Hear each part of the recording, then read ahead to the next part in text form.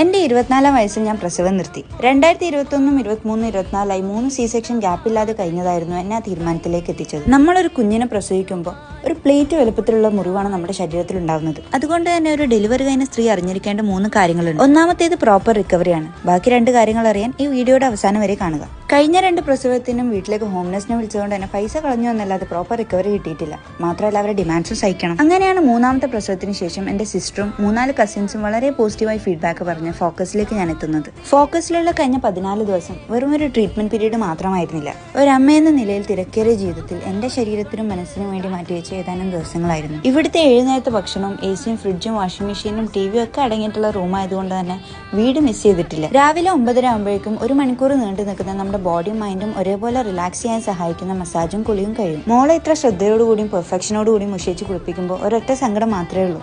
മൂത്ത 2 മക്കൾക്കും ഇതുപോലൊരു സർവീസ് കൊടുക്കാൻ പറ്റിയിട്ടില്ലല്ലോ. പിന്നെ എന്നെ അത്ഭുതപ്പെടുത്തിയ ഒരു കാര്യം, ഏത് പാതിരാത്രിക്ക് വിളിച്ചാലും ഓടിയെത്തുന്ന ഡോക്ടേഴ്സിന്റെ സർവീസാണ്. ഈ വീഡിയോ കാണുന്ന നിങ്ങൾ ഒരു ഡെലിവറി കഴിഞ്ഞ സ്ത്രീയോ അതല്ലെങ്കിൽ നിങ്ങളുടെ കുടുംബത്തിലോ ഫ്രണ്ട് സർക്കിളിലോ ആരെങ്കിലും ഡെലിവറി കഴിഞ്ഞ് ഇരിക്കുന്നുണ്ടെങ്കിൽ ഈ വീഡിയോ സെൻഡ് ചെയ്യാൻ മറക്കണ്ട. ഫോക്കസ് ആയുർവേദിക് സെന്ററിനെ പറ്റി കൂടുതൽ അറിയാൻ താഴെ കാണുന്ന നമ്പറിൽ കണക്ട് ചെയ്താൽ മതി. ഡെലിവറി കഴിഞ്ഞ സ്ത്രീകൾ ശ്രദ്ധിക്കേണ്ട 2ാമത്തെ കാര്യം പഴയ ഫിറ്റ്നസിലേക്ക് തിരിച്ചു വരിക എന്നുള്ളതും പ്രോപ്പർ ന്യൂട്രിയൻ ഫുഡ് കഴിക്കുക എന്നുള്ളതുമാണ്. ഫോളോ ചെയ്യാൻ മറക്കല്ലേ.